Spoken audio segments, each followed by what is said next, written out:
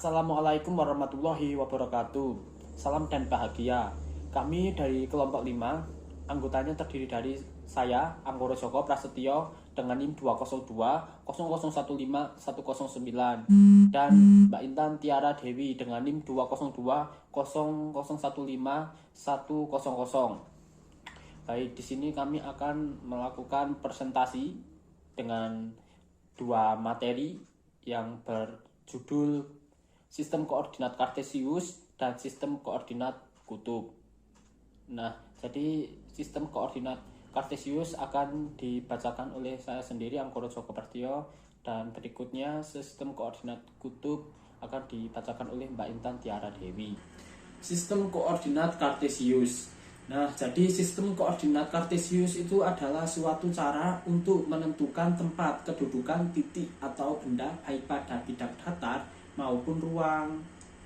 Nah, sistem koordinat kartesius itu memiliki sumbu simetri. Sumbu simetri terdiri dari dua garis yang berpotongan tegak lurus. Garis mendatar disebut sumbu horizontal atau sumbu X gitu. Dan setiap titik yang ada padanya dinotasikan dengan X, di mana semakin ke kanan semakin bertambah besar. Garis tegak disebut sumbu vertikal atau dalam kurung itu sumbu Y, dan setiap titik yang ada padanya dinotasikan dengan Y, di mana semakin ke atas semakin besar. Titik di mana sumbu X dan Y berpotongan disebut titik asal dan dinotasikan dengan O. Nah, jadi ini berikut contohnya. Ini contohnya ya. Jadi begini teman-teman, jika P adalah sembarang titik pada bidang, maka melalui titik P dapat dibuat garis tegak lurus sumbu koordinat. Misalnya, garis memotong sumbu X di titik A dan memotong sumbu Y di titik B, maka A disebut koordinat X dan B disebut koordinat Y. Pasangan AB disebut pasangan koordinat X di setiap titik pada sumbu Y selalu 0. Demikian juga koordinat Y disebut titik pada sumbu X selalu 0. Koordinat asal adalah 0, 0. Titik asal membagi sumbu X menjadi sumbu X positif di sisi kanan dan sumbu X negatif di sisi kiri. Titik tersebut juga membagi sumbu Y positif di sebelah atas dan sumbu Y negatif di sebelah bawah. 40 peneliti menggunakan diameter bola sebagai satuan dalam diagram kartesius. Diameter bola voli sekitar 18-20 cm. 41 ukuran diameter bola yang digunakan oleh peneliti yaitu 21 cm. Nah, ini contoh soalnya ini. Contoh soal. Gambarlah titik A 2, 1, B 2, 5, C 4, 1, dan D 4, 5. Pada koordinat kartesius, bila 4 titik tersebut digabungkan, bangun apakah yang terbentuk? Jadi, yang terbentuk itu jika digambar, ya jawabannya itu titik-titik tersebut itu akan terbentuk bangun persegi panjang, begitu. Nah, ini berikutnya contoh soal 2. Akan saya bacakan. Tentukan titik H, E, R, dan U pada sistem koordinat berikut. Nah, ini gambarnya ya. Jawabannya H 3 dengan 5, E 7 dengan min 2, R min 4 dengan min 4, U min 5 dengan min 3. Untuk materi selanjutnya akan dibacakan oleh Mbak Intan Tiara Dewi. Sistem koordinat kutub atau sering disebut sistem koordinat polar dalam matematika adalah suatu sistem koordinat dua dimensi di mana setiap titik pada bidang ditentukan dengan jarak dari suatu titik yang telah ditetapkan dan suatu sudut dari suatu arah yang telah ditetapkan. Sistem koordinat kutub dalam suatu bidang terdiri dari satu titik tetap O yang disebut titik asal atau titik kutub dan sebuah garis berarah yang bermula dari titik asal tersebut. yang disebut dengan sumbu kutub. Dalam koordinat kutub, setiap titik P dinyatakan dalam pasangan R, theta, di mana R adalah jarak titik P ke titik asal dan theta adalah sudut dari sumbu kutub ke garis OP. Seperti gambar ini,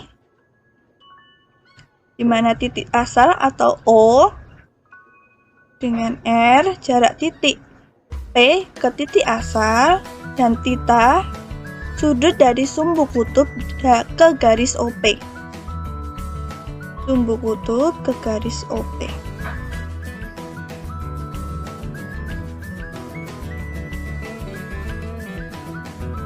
Contoh seperti ini, P 6,30 derajat. 6 sebagai R dan 30 derajat sebagai theta. Ini juga P 8,135 derajat. Ini R dan ini theta. P selanjutnya P 4,450 derajat dengan R-nya 4 dan theta-nya 450 derajat. Beberapa koordinat kutub ini menyatakan posisi titik yang sama. Dapat dilihat pada gambar ini. Dengan R-nya di sini dan ini theta. R, theta, ininya P ditulis 5,700 derajat. Ini juga, ini R-nya 5 dan ini theta-nya 160.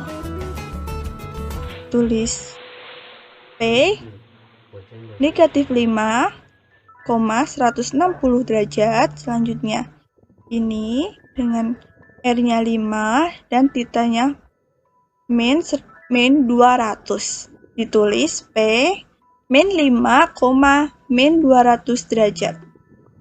Ingat, dalam pengerjaan soal tentang koordinat kutub maupun koordinat kartesius, kita harus selalu mengingat tentang kuadran 1, kuadran 2, kuadran 3, dan kuadran 4. Karena di setiap soal, baik itu koordinat kutub maupun koordinat kartesius pasti berhubungan dengan kuadran 1, kuadran 2, kuadran 3, maupun kuadran 4. Hubungan antara koordinat kutub dan koordinat kartesius dapat dilihat di gambar ini. Untuk menyatakan koordinat kartesius dalam koordinat kutub dapat digunakan rumus berikut. X sama dengan R dikali cos theta. Diperoleh dari cos theta sama dengan X per R. Z sama dengan R dikali sin theta diperoleh dari sin theta sama dengan Z per R. Sedangkan untuk menyatakan koordinat kutub dalam koordinat kartesius dapat digunakan rumus berikut, yaitu R pangkat 2 sama dengan X pangkat 2 plus Y pangkat 2. Ini menggunakan dalil Pythagoras. Dan tan theta sama dengan Y per X. Nah, contoh soalnya seperti ini. Ini diketahui koordinat kutub. Ubahlah ke koordinat kartesius dengan titik A 8,60 derajat. Maka menggunakan rumus ini. X sama dengan R dikali cos theta atau alpha. Y sama dengan R dikali sin alpha atau theta. Jawabnya seperti ini. Titik A ditulis titik A 8,60 derajat sama dengan ini. Menggunakan rumus yang X terlebih dahulu, yang X sama dengan R dikali cos alpha. Nah, R-nya seperti contoh di video awal tadi, bahwa R-nya itu 8 dan cos alfanya 60 derajat atau theta, cos theta. Nah, tinggal dimasukkan saja. Nah, 8-nya dimasukkan di R sini dan cos alfa atau theta jadi cos 60 derajat.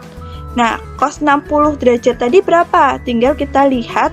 Kalau sudah ingat ya tinggal ditulis, kalau tidak ingat atau belum mengingat, kita bisa membuka lagi di video awal tadi tentang kuadran 1, 2, 3, 4.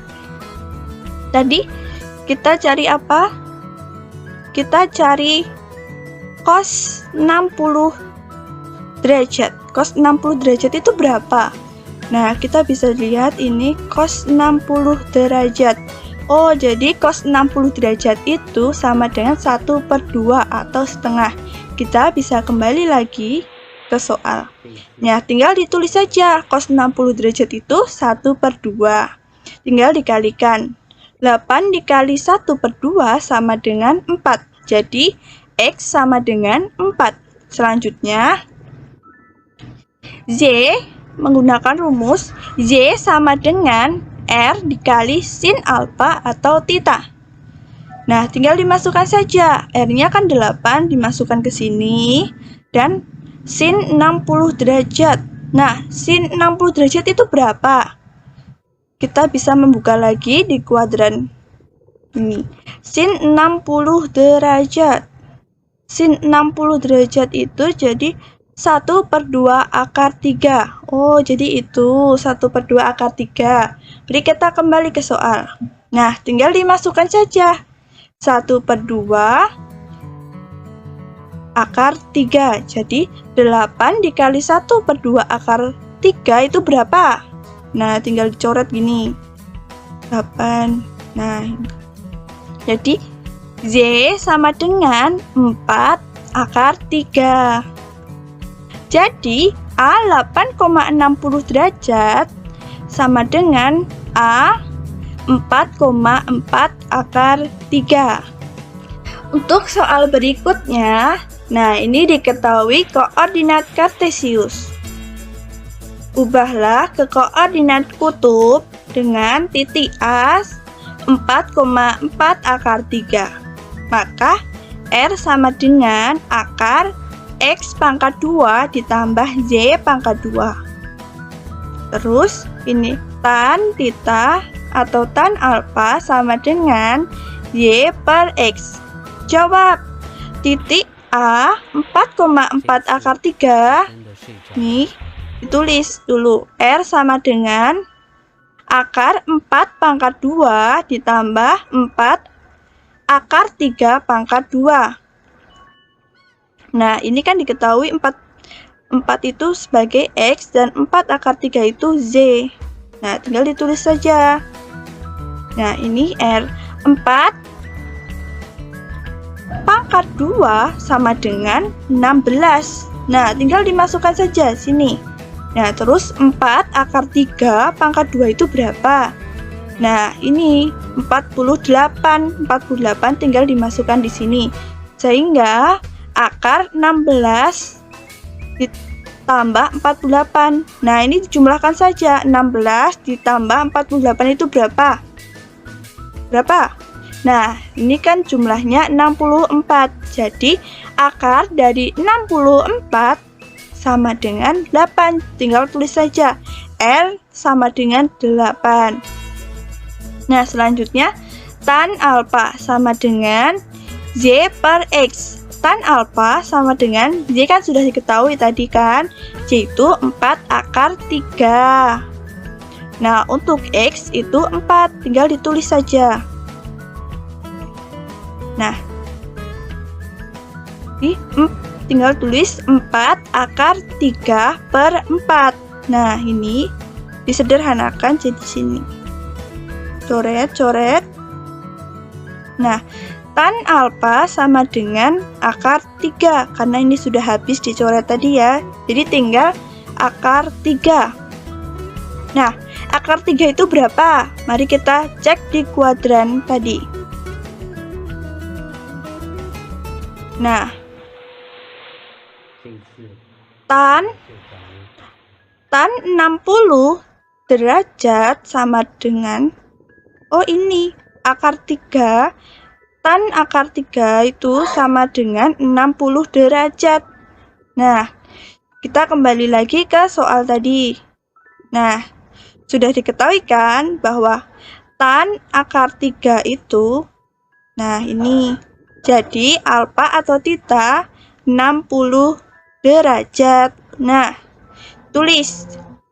Jadi A 4,4 akar 3 sama dengan ini A 8,60 derajat. Nah, baiklah, itu sedikit materi dari saya dan kurang lebihnya mohon maaf. Wassalamualaikum warahmatullahi wabarakatuh. Salam.